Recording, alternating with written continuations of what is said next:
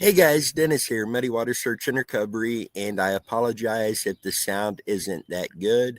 I am sitting out on the back porch to record this. It's a beautiful evening out, so thought I would do this out here. This is a little different. Um, this is airing Sunday night, 7:30 p.m. Central Time. Normally when we try to do a live feed. Um, a couple different reasons why we didn't go live tonight is number one, as you guys know, my mom has been in a hospital since Christmas. Um, they did have to do another emergency trach here recently. Thankfully, she come through that great, has continued to improve. They went in yesterday and replaced that trach and then done some cleanup work and stuff. And today they have transferred her to a specialty hospital. So have a lot on our plate going on with that. Alex and Tammy, I don't want to get too much into their personal lives here, but they did have the death in the family. So I want to ask you guys, please keep Alex, Tammy, and their family in your thoughts and prayers. And so instead of going live, I want to do this as a video with you guys. And I want to kind of break down some of the theories in the Randy Leach case and kind of give my opinions on different things. I want you to please keep in mind this is just my opinions. It's not facts. It's not hard proof, anything like that. But I just want to go through and discuss some of these and kind of my thought process on several of these theories. So, for those of you who may not know who Randy Leach is, Randy Leach went missing from Linwood, Kansas, April 15th. It was either the evening of April 15th or the early morning hours of April 16th, 1988.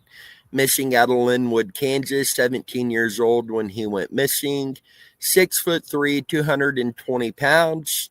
Also missing is his mother's gray four-door 1985 Dodge sedan that Randy was driving to the pre-graduation party the night that he went missing.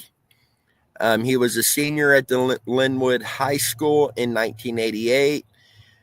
And what I am reading right now, the source of this information is the Charlie Project. So if you just Google search Randy Leach, one of the links will be for the Charlie Project and the information they have out on Randy's. So that is the source I'm using for this particular video. He left his home around 6:30 p.m. to attend a friend's pre-graduation party in a rural area 5 miles east of the residence on April 15th, 1988. So 5 miles east of the Leach residence. I don't know if that is correct. It's pretty close if it's not, but I will get the exact distance and get that out to you guys at a later date. Before arriving at the party, he stopped at Stout's convenience store and purchased some candy, soft drinks, and gasoline.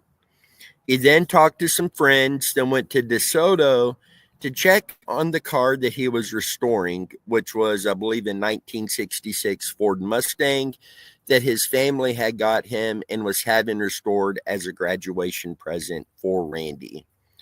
As a result of these errands, Randy did not arrive at the party until between 9:30 and 10 o'clock p.m., driving his mother's gray four-door 1985 Dodge sedan, and he carried approximately $50 to $60 in cash. There were between 70 and 150 guests at the party. Now, those numbers had changed back and forth drastically. So at this point, I would wager it's pretty much an unknown number of people at the party. You had people that were at the party all give significantly different numbers to how many people were there. Witnesses reported Randy was acting drunk, but it's unclear whether he actually consumed any alcohol, and he told a friend when asked what was wrong that he didn't know what was wrong. He may have left the party between 1:30 and 2 a.m., but some witnesses report seeing him there as late as 2:15 a.m., but reportedly nobody actually saw him leave. Randy never returned home and has not been heard from again. He was reported missing by his parents on April 16th. He had a 12:30 a.m. curfew at the time he vanished and usually honored it. Authorities do not believe Randy left of his own accord, since he left behind the 1966 Ford Mustang he was restoring, and his friends and family said he had no plans to leave home. He wasn't sure what he wanted to do after graduating high school, but he was thinking of enrolling in trade school. I'm going to stop right here. Now, Randy did mow yards for basically side money. His dad had just bought him I believe it was a new John Deere tractor to mow with. So that's something else that Randy had gotten in that time frame that was new. In fact, the tractor was still in back of Harold's truck, which is why Randy drove Alberta Leach's vehicle to the party. Randy's father had described him as an entrepreneur and a hard worker. He was an excellent student, enjoyed outdoor pursuits, particularly fishing. Randy's mother still lives in the same house, and is hopeful someday to get answers as to Randy's fate. Unfortunately, Randy's father passed away in January of 2021. And unfortunately, he passed away not knowing where his son is.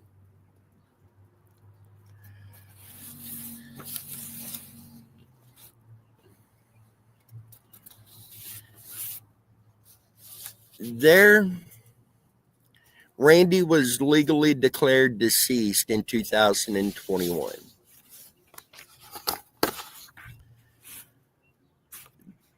The times given, again, this is all listed on the Charlie Project's website. Through our research, talking with people who were at the party, the times listed, the number of people at the party, what time Randy arrived at the party, none of those have been consistent. There has been so many different answers with all of that. And to be quite honest, not really a way to, I guess, confirm it, because there's so many inconsistencies with the numbers. It doesn't mean that anybody or everybody's lying. It's been 37 years since Randy went missing. That is 37 years that everybody at the party has had to live with knowing Randy didn't make it home that night. 37 years of questions and allegations and nightmares and worry and grief and wondering. So it's only natural that, and even without all of that, 37 years from today, I'm probably not going to remember sitting here and recording this video. Megan, Chrissy, our two kids, Cheyenne and Brantley, they are out taking a walk. They've got the dogs out on leashes. Brantley's riding his bicycle. 37 years from now, I'm not going to be able to tell you that they left and went for a walk. What time did they go? What was they wearing? Did Megan have her purse? Did Chrissy have her car keys? It's just a fact of life. So it's understandable that there's so many inconsistencies with that. Are there people out there being inconsistent on purpose? I believe so, 100%.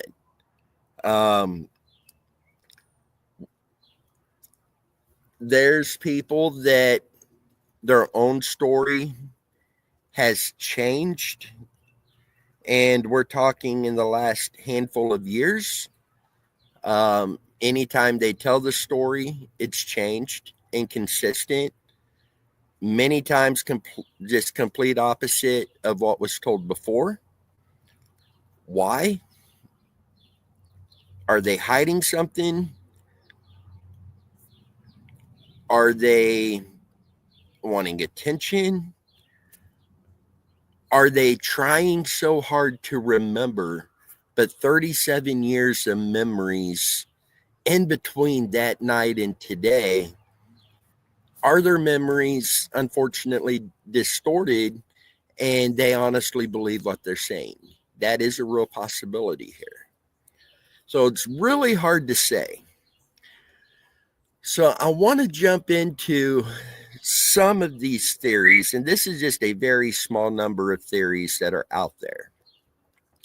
But I do want to jump into some of these with you guys, kind of give my thoughts on this. And please let us know in the comments your thoughts on these. If you're not comfortable doing that, go to our website. You can contact us off of there. And if you're still not comfortable with it, we also have a P.O. box, and this will also be in the video description, that you could actually send us a letter to the P.O. box anonymously. So let us know what you think on these theories and essentially my thoughts on some of these theories. So the first one we'll jump into is Stranger Creek.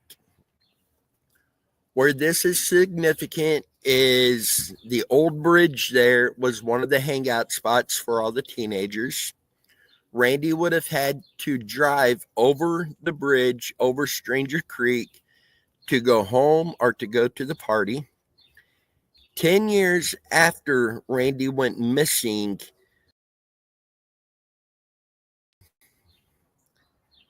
the lead KBI agent, Dennis something or other, told I believe the Kansas City Star, that he believes that Randy had driven off into Stranger Creek, was swept out to the Kansas River, and could be as far as St. Louis by now.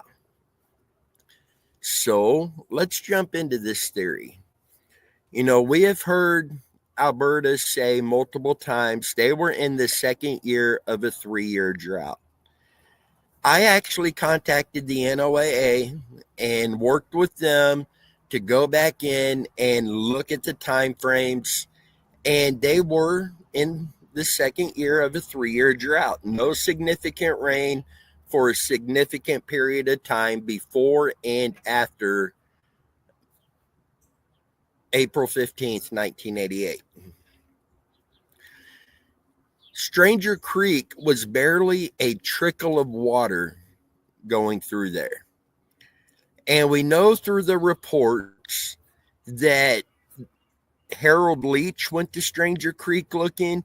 Many of Randy's classmates and other family members went to Stranger Creek looking. Had he driven into Stranger Creek, his car would have still been there in the mud, and you would clearly see where the car would have went off. So even if it was just a trickle and the rest of that was dry dirt, that car would have still been sitting there. It never would have moved from that area. So I do not believe he drove off into Stranger Creek that night. If he did, why didn't they find the vehicle? They were right there. And I don't believe there's that many people going to look in that area and not find that vehicle if it was there. A handful of years ago, AWP was in the area. They run sonar up Stranger Creek in that area multiple times, and there was nothing showing up on sonar either. So I do not believe he drove off into Stranger Creek. Again, this is my opinion. It's not fact. But based off of the facts I was able to acquire, I do not believe he drove off into Stranger Creek. So next we have, did he have an accident and drive into a pond or other small body of water on his way home from the Irwin residence where the party took place? Again, we're looking at the second year of a 3-year drought. Anybody who's been around ponds, unless it's fed from an underground spring, know that when the ground dries up, the ponds start to dry up. Not saying all the ponds were completely dry, because they wasn't. There was plenty of water there. But I don't believe he went into a pond. Several teams have been in the area running sonar on ponds. Echo Divers has just about covered every pond from the Irwin location to the Leach residence, and there's nothing showing up. Echo Diver, while he will say that some of these ponds he cannot call clear because he's not seeing the complete bottom of them, he's not seeing anything that appears to be sticking up from that. Any of them that he really questioned, you would see him on his videos on YouTube get his kayak out and run sonar to confirm that that pond was cleared. So these ponds have been looked at so many times over the years, it's hard for me to believe that he's going to be in a pond between the Irwin residence and the Leach property. Again, my personal opinion, doesn't make it fact, doesn't rule it out completely. I just don't believe that's where he would be. It doesn't mean we're not going to look there, because we will. My opinion is that's not where he would be.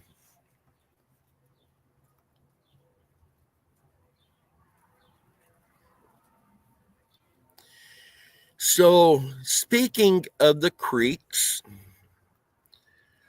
the Kansas River Bowersock Dam up in Lawrence is upstream from the Linwood area.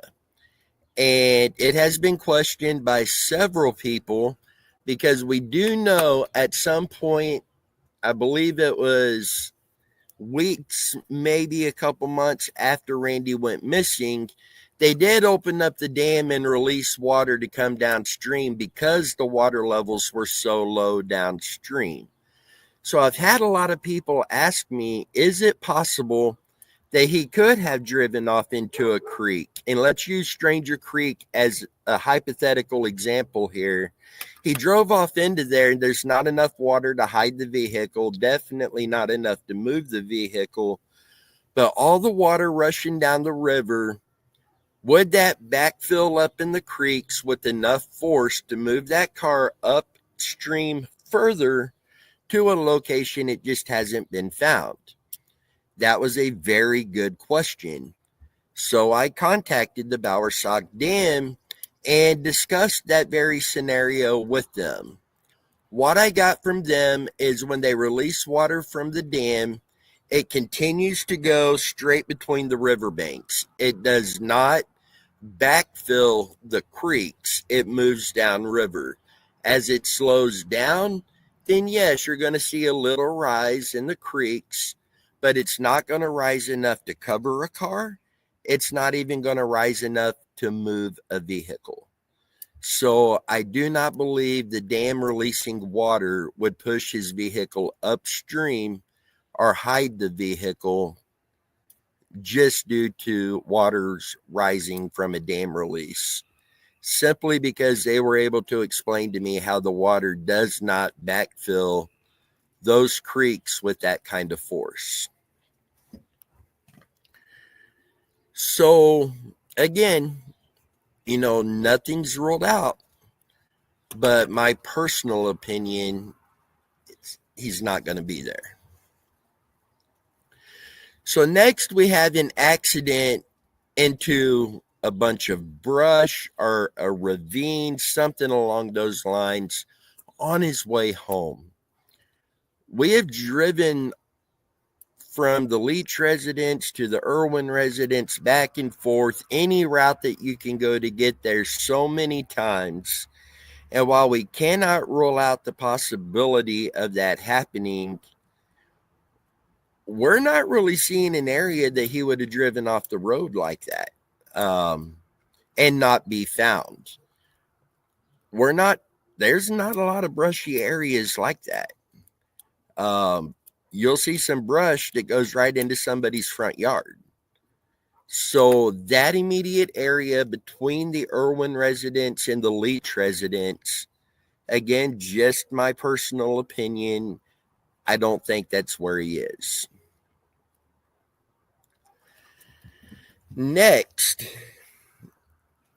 and I do have to bring this up.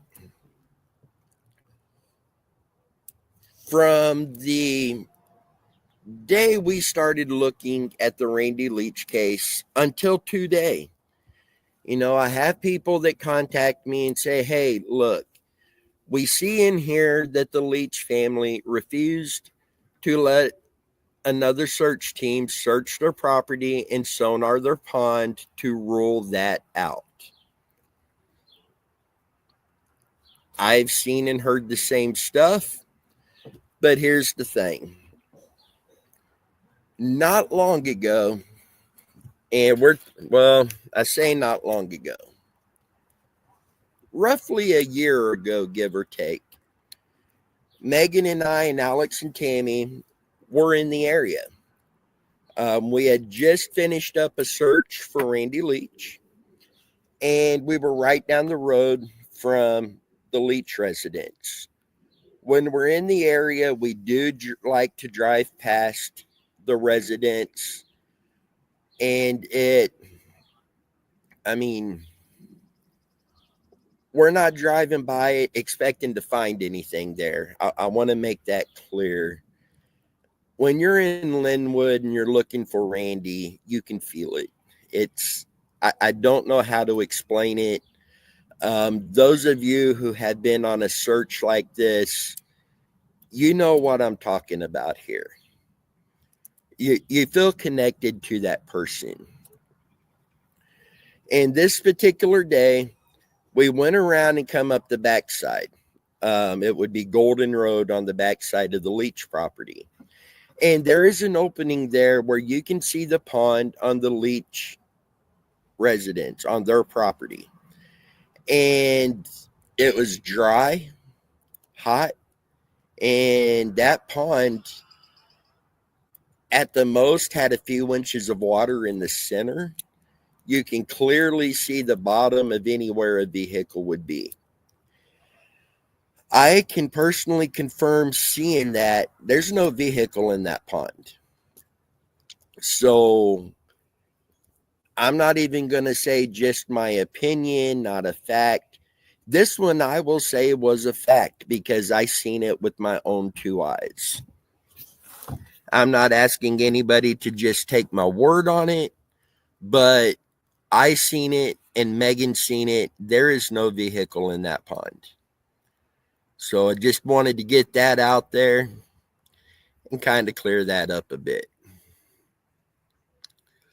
So next, let's jump over to the Irwin property. And this does include the pond that is on that property. That pond, even today, and Alex really kind of got into this on last Sunday night's live feed. There are still people today who reach out to us and ask if the pond where the party took place had ever been searched. So, two sides of this. Number one, yes, that pond has been searched very early on into Randy's disappearance. I say early on.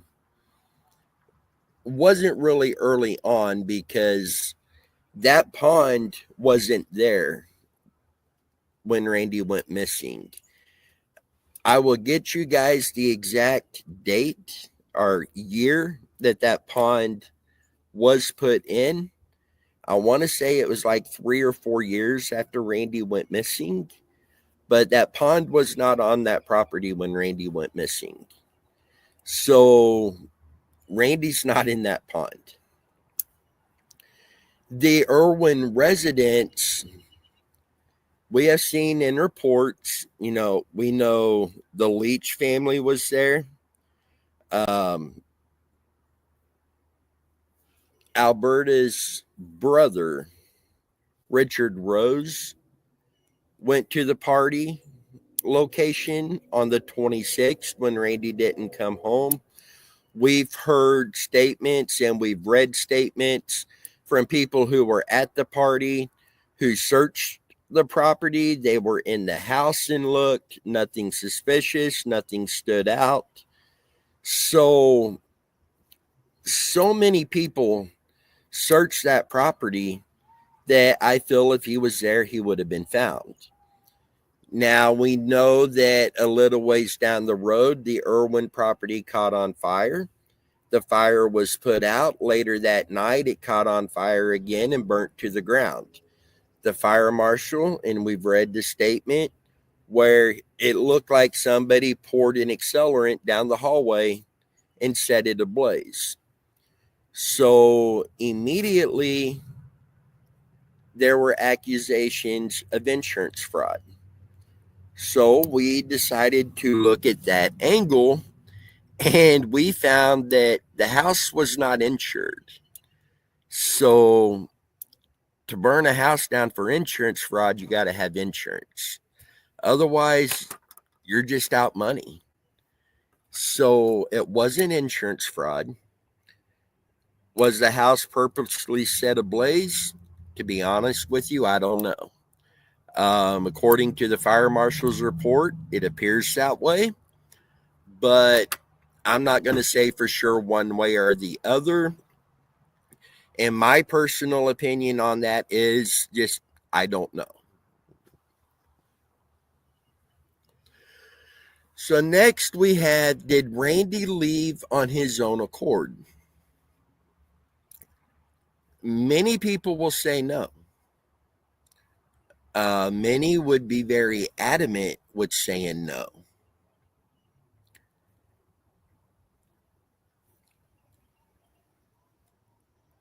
I'm not going to rule it out. I will be honest with you.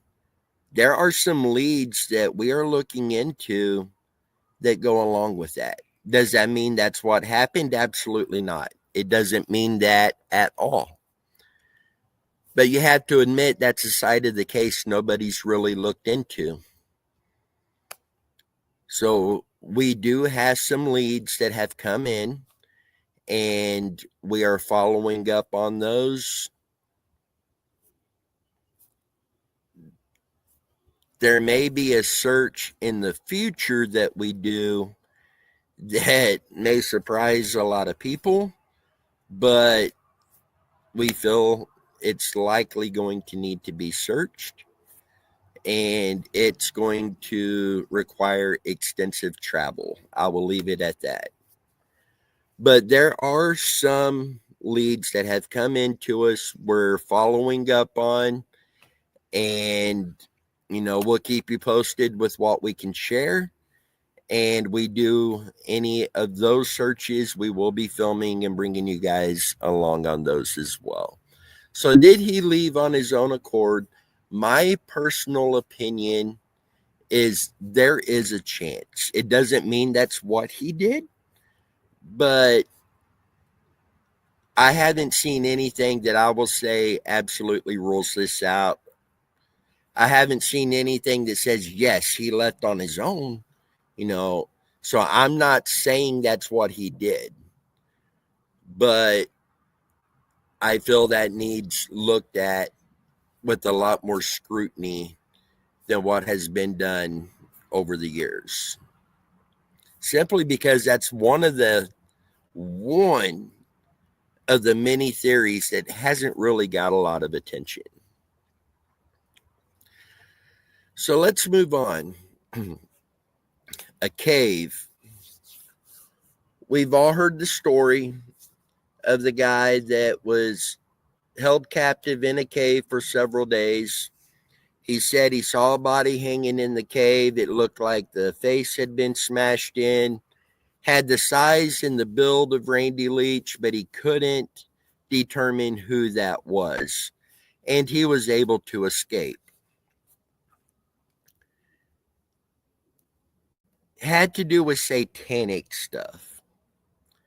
Seems kind of far-fetched, doesn't it? Well, I have seen the polygraph report given to that guy on that story. The questions asked, the questions answered, the results of the polygraph. And the fact is, he passed the polygraph. Now, I did see and hear that it was ruled that he may have been high and hallucinated, but he passed the polygraph, which tells us he does believe he saw what he says he saw. Was he high and hallucinating? Maybe. Did he see a body in the cave? Maybe. Was it Randy Leach? Maybe.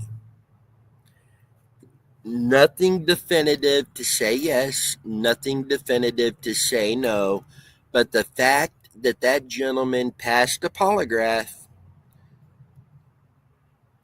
it cannot be ruled out. That is my personal opinion when it comes to the cave theory. So moving on, next we have, and I hate to bring this one up, but I have to, and this would be self-harm. We've had people, and we've seen 2 letters that Randy allegedly wrote to Pam, his ex-girlfriend, after their breakup. If you just sat there, and this ain't the letter, but if you just sat there and you read the letter, you would feel like it was so depressed. Here's the problem with that. Was Randy depressed if and when he wrote those? Maybe. But we cannot take words written on paper and read those and believe that we knew the mindset, we knew the feelings, we knew what was going on. We can't say that we do, because I didn't know Randy Leach. I don't know what his mindset was that night. I don't know if he was depressed or not. But those letters has caused people to come out and say they believe self-harm. I don't believe that it's self-harm. Obviously it can't be ruled out till proven beyond a shadow of a doubt. But I haven't seen one thing that made me stop and say, hey, this might be it. I don't think it is. My personal opinion is this is not a self-harm case. I may be wrong. I don't know. But my opinion is it's not. So I mentioned this a little bit ago, and I got to bring it up again because this is one of the longest running theories in the Randy Leach case, is that he fell victim to some ritual, some sacrifice in a satanic sacrifice ritual, I guess you would say. There, in the 1980s, there was a huge scare when it comes to the rise of satanic, let's call them organizations, for lack of a better word. And if somebody listened to rock and roll, they were automatically labeled as Satanists. If the guy had long hair, he's a Satanist. If somebody wore black, they were a Satanist. It was almost a panic in that time frame. So when you have something that is so popular, so scary, that people are already panicking, then you have a missing teenager, and people start bringing satanic theories into it, it doesn't take long for that theory to explode and travel like wildfire. Do I think Randy's disappearance had anything to do with the satanic sacrifice? I do not. We have had many sources reach out claiming different things with this theory. None of those have panned out. In fact, most of those we were able to debunk. Maybe someday we can go into detail of those with you guys. At the moment, we will not. But my personal opinion is satanic stuff had nothing to do with Randy's case. That brings me to the very last theory that I want to discuss on this video. This is a theory that we started having people reach out to us almost from day one. And this is family involvement. As a disclaimer, and to be honest with you right off the bat, I do not believe Randy's family had anything to do with it if Randy is deceased. They had no part of that.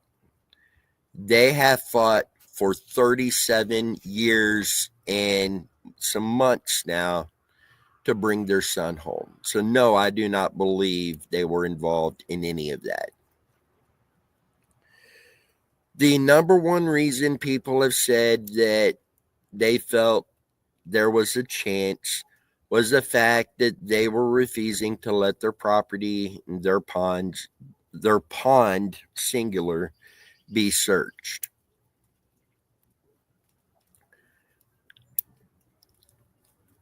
I agree it is questionable. I would think they would have wanted it done to put an end to those rumors so the focus can shift to what actually happened. But here's the thing that nobody takes into account. This is their son that's missing. Their only child, their miracle child that's missing. We all like to think, if I was in their shoes, I would do this. Do you know for sure that that's what you would do? You might think you do. I might think I do. But unless you're walking into those shoes, you do not honestly know what you would do. You don't know if you would do anything any different than what the Leach family did. I don't know if I would do anything different than what the Leach family did. And when you look at the 37 years of work they have put in to find Randy, to find answers, to bring their son home, how anybody can still say family involvement, in my opinion, you're not digging deep enough into the case. Any true crime mystery, it's easy to find something simple, take it at face value, and build your whole theory based off of that. 99.99999% of the time, you're wrong. You have to dig deeper into it. If it was something that was that simple, Randy would have been found a long time ago. Randy's family has done nothing but try to find their son.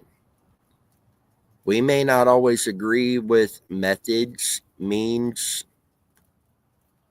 different aspects, but that doesn't make them wrong. It doesn't make them guilty of anything but being grieving family members looking for their son.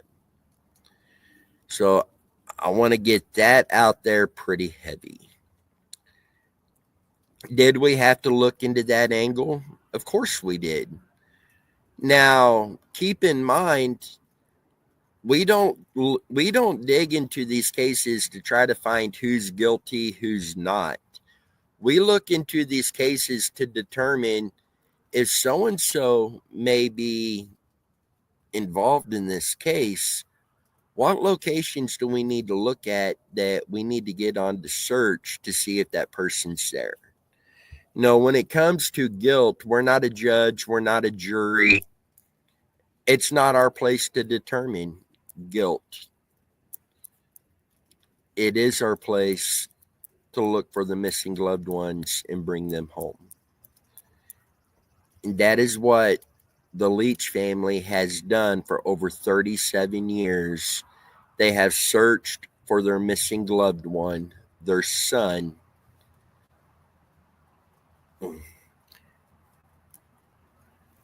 I can't imagine what Alberta goes through.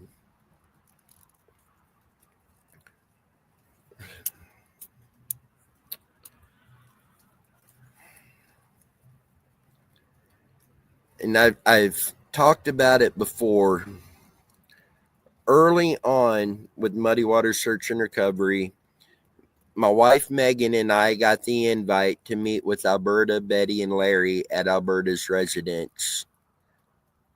We obviously went. We sat down at the kitchen table with them. We discussed the case. When I tell you, you can feel a mother's love radiating off of Alberta, that's just the only way I know to explain it. You can feel the love in that house. And what she has been through, nobody should ever have to go through. I gave her my word sitting at her kitchen table that I would not stop. Muddy Water Search and Recovery would not stop looking for Randy until Randy Leach has been found and brought home. That is a commitment and a promise that I hold dear. Every member of our team holds dear, and a promise that we are living up to, and we will not stop until Randy's brought home.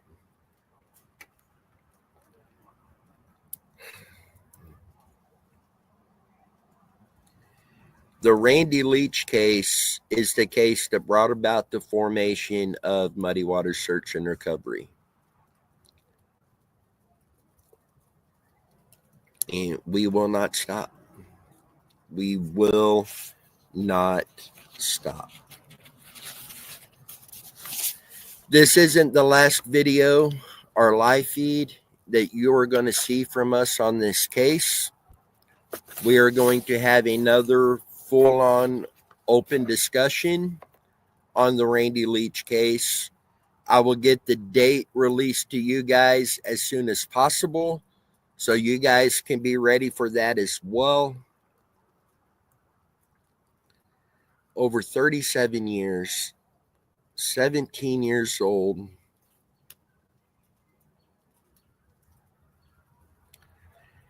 Guys, we cannot stop. We cannot slow down. Randy deserves to be found. His family deserves answers. They deserve the right to lay their son to rest with dignity, with honor, with pride, with love, and respect. Let's continue to do everything we can to bring this young man home. Till next time, you guys stay safe.